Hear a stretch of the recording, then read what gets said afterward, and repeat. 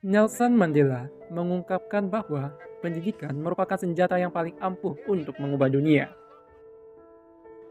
Dengan pendidikan, seseorang memiliki akses untuk menuju kemerdekaan berpikir dan terbebas dari belenggu kebodohan.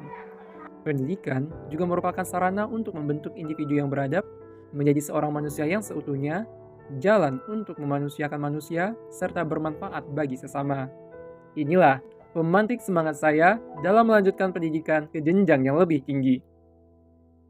Halo sahabat, saya Randa Putra Canyago. Saya adalah cucu pertama dari nenek saya yang lulus menjadi seorang sarjana dari perguruan tinggi negeri.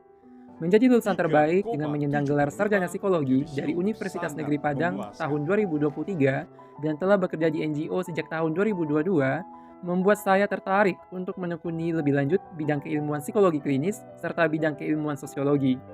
Hal ini berkaitan dengan pengalaman saya ketika berkuliah, kerap kali menjadi enumerator dalam penelitian dosen dan menjadi peserta dalam berbagai kegiatan yang berkaitan dengan penelitian ilmiah. Selain itu, pada tahun 2022, saya berhasil menjuarai lomba karya tulis ilmiah tingkat nasional pada bidang psikologi klinis dengan variabel flourishing sebagai konsep kebahagiaan tertinggi. Riset aksi dan advokasi pada level masyarakat hingga pemerintah daerah adalah hal yang saya tekuni saat ini, yang berfokus pada isu kebencanaan dan pemberdayaan masyarakat. Undang-Undang Nomor 24 Tahun 2007 tentang Penanggulangan Bencana Pasal 1 Ayat 1 menjelaskan bahwa bencana adalah peristiwa atau rangkaian peristiwa yang mengancam dan mengganggu kehidupan dan penghidupan masyarakat yang disebabkan oleh baik faktor alam dan atau faktor non-alam maupun faktor manusia sehingga mengakibatkan timbulnya korban jiwa manusia, kerusakan lingkungan, kerugian harta benda, dan dampak psikologis. Hal ini menunjukkan bahwasannya bencana yang terjadi akan memiliki dampak psikis bagi para penyintas dan berbagai kerugian lainnya.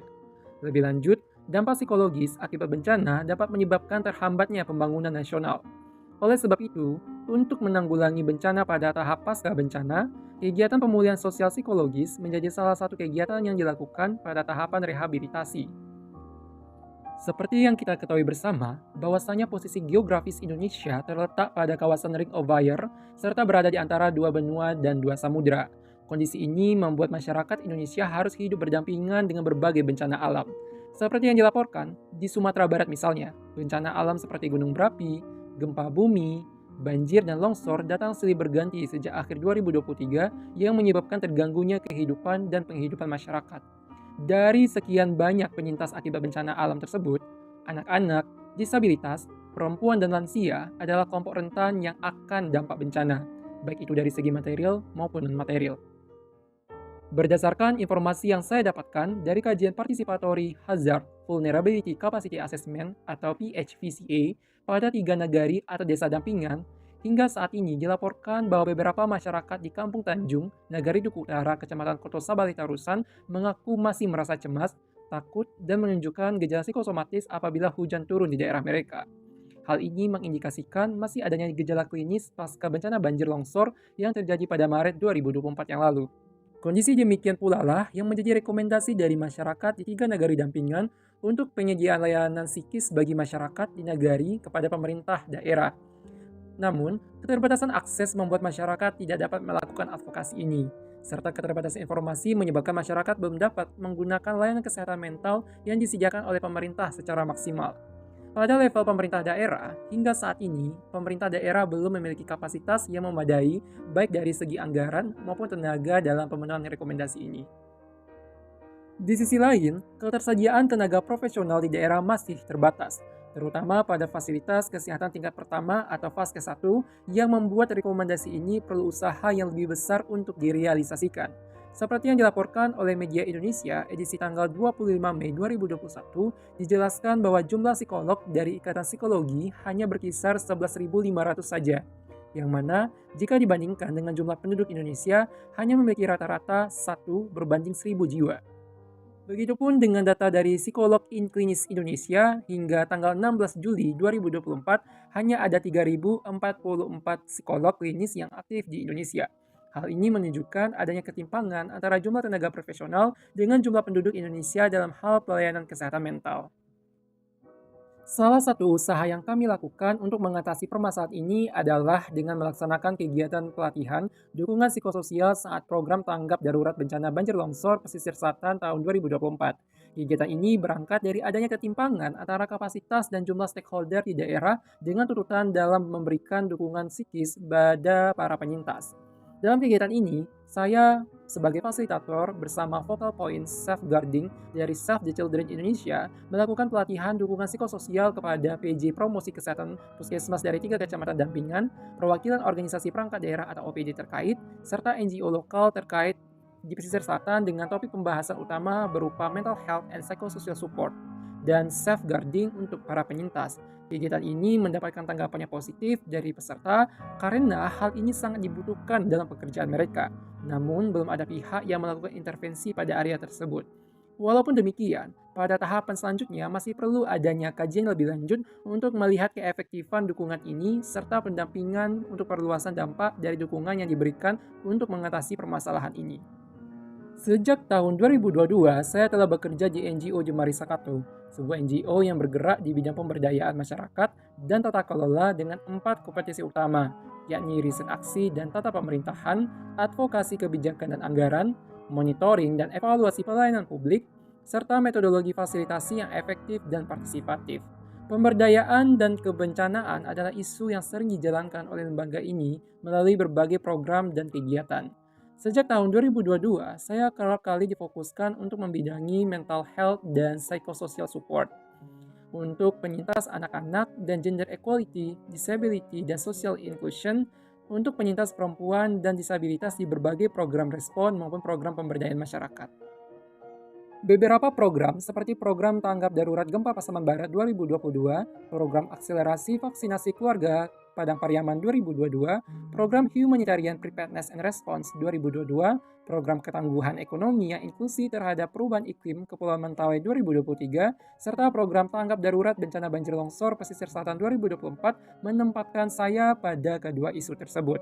Dari Mei hingga Agustus 2024 ini, saya diamanahkan menjadi manajer program pemulihan bencana banjir longsor pesisir selatan tahun 2024 dengan tujuan untuk membantu sekolah dan nagari atau desa pulih pasca bencana melalui pendekatan satuan pendidikan aman bencana dan desa atau nagari tangguh bencana, di mana di dalamnya terdapat pendorongan aktivasi tangan baca masyarakat sebagai usaha preventif pengurangan risiko bencana dan sebagai psychological first aid dalam langkah preventif terjadinya dampak psikis pasca bencana melalui media tulisan.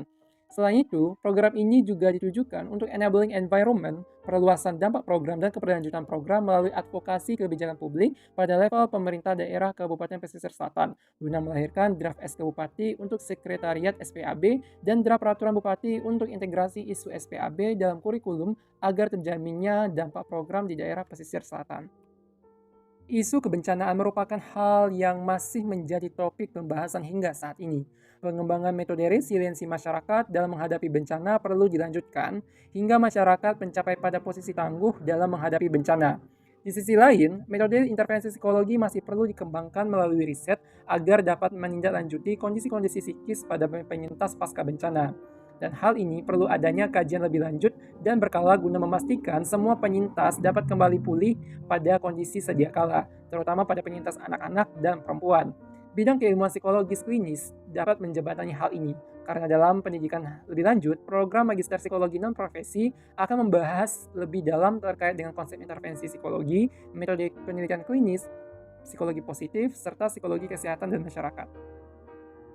Di sisi lain, guna melaksanakan pemberdayaan masyarakat yang partisipatif dan advokasi kebijakan pada pemerintah, maka perlu adanya pendalaman ilmu sosiologi terutama pada topik pembahasan mengenai pembangunan partisipatif masyarakat, strategi pemberdayaan masyarakat, perencanaan pembangunan sosial, serta metode perencanaan pembangunan sosial. Hal ini dapat menjadi sarana dalam meningkatkan kapasitas masyarakat agar tangguh bencana serta melahirkan kebijakan-kebijakan yang mendekat dalam menghadapi bencana dan resiliensi kesehatan mental masyarakat pasca bencana.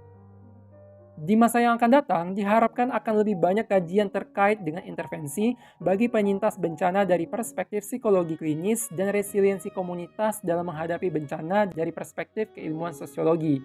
Hasil kajian ini diharapkan dapat menjadi rekomendasi bagi para pemangku kebijakan dalam menyusun perencanaan pembangunan yang berfokus pada peningkatan kapasitas masyarakat agar tangguh bencana melalui program pemberdayaan dan peningkatan kapasitas masyarakat dalam usaha pengurangan risiko bencana atau PRB. Di sisi lain, diharapkan adanya regulasi pemerintah yang ditujukan terhadap pemerataan layanan kesehatan mental pada fasilitas kesehatan pertama, dorongan agar tersedianya tenaga profesional terhadap layanan psikologis yang merata, adanya jaminan pemenuhan terhadap kesehatan mental masyarakat terutama penyintas, serta diseminasi informasi terkait layanan kesehatan mental yang dapat diakses oleh seluruh masyarakat hingga ke desa-desa. Semua hal ini diharapkan dapat direalisasikan secara partisipatif guna menciptakan masyarakat yang lebih baik. Untuk mewujudkan harapan besar ini, maka perlu adanya langkah strategis, proses yang panjang, serta usaha yang lebih besar agar dapat terrealisasikan. Saya akan mengusahakan melalui hal-hal kecil dimulai dari diri saya sendiri. Pasca studi, saya akan mencoba menjadi seorang akademisi untuk melakukan riset aksi pada isu kebencanaan dengan perspektif psikologi klinis dan atau dari perspektif sosiologi. Saya akan menjadi seorang dosen untuk dapat mendiseminasikan ilmu pada generasi muda dan menerapkan tridharma perguruan tinggi baik melalui penyelenggaraan pendidikan, penelitian, dan pengabdian kepada masyarakat. Di bidang pengabdian masyarakat, saya kembali untuk bekerja di NGO sebagai seorang aktivis untuk melaksanakan pemberdayaan dan advokasi kebijakan publik dengan serangkaian program kerja. Di sini ilmu sosiologi sangat dibutuhkan dalam pembangunan dan pemberdayaan masyarakat sehingga dapat mendorong agar For Better Society dapat terwujud sesuai dengan NGO saya sebelumnya, serta sejalan dengan visi dan misi untuk terwujudnya pengembangan partisipasi yang profesional dan mendorong pemerintah yang lebih baik menuju peningkatan kesejahteraan masyarakat. Saya akan terus membangun dan mempertahankan jejaring dengan mitra lokal, NGO lokal maupun internasional, pemerintah pusat dan daerah, perusahaan, media, masyarakat, dan unsur lainnya agar harapan besar tersebut dapat diwujudkan bersama. Saya percaya bahwa semua hal dapat diwujudkan dengan niat yang baik dan kerja cerdas. Dan pendidikan akan membawa saya mewujudkan mimpi tersebut karena membuka kesempatan luas bagi saya dalam menambah ilmu, pengalaman, membangun relasi, serta membuka peluang lainnya untuk meningkatkan kapasitas saya menjadi seorang yang lebih baik. Dan terakhir, Rasulullah SAW bersabda, sebaik-baiknya manusia adalah manusia yang paling bermanfaat bagi manusia. Menjadi pengingat bagi saya untuk menjadi seorang yang beradab dan seorang yang memanusiakan manusia. Saya, Randa Putra Caniago, dan sampai jumpa.